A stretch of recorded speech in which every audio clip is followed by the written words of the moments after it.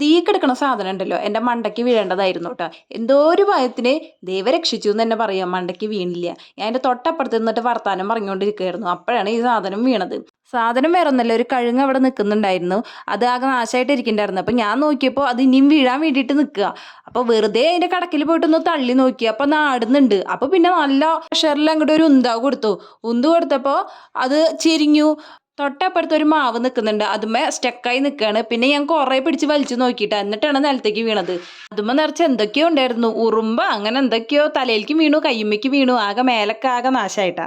ഞാനിങ്ങനെ നോക്കുമായിരുന്നു ഈ സാധനം എൻ്റെ മണ്ടയ്ക്ക് വീണുണ്ടെങ്കിൽ എന്തായിരിക്കുന്നു.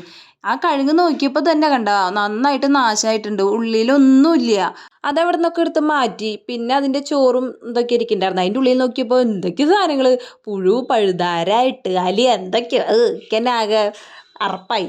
നല്ല ഉറുമ്പുണ്ടായിരുന്നു കേട്ടോ. ഡ്രസ്സിൻ്റെ ഉള്ളിൽ കൂടെ കയറുന്നുണ്ടായിരുന്നു, അവിടെ നിൽക്കാൻ പറ്റിയായിരുന്നില്ല. ഡ്രസ്സ് കുടഞ്ഞുകൊണ്ടിരിക്കുകയായിരുന്നു ഞാൻ. അതുകൊണ്ട് ഞാൻ പിന്നെ അധികം നേരം അവിടെ നിന്നില്ല, വേഗം ക്ലീനാക്കി വിട്ടു.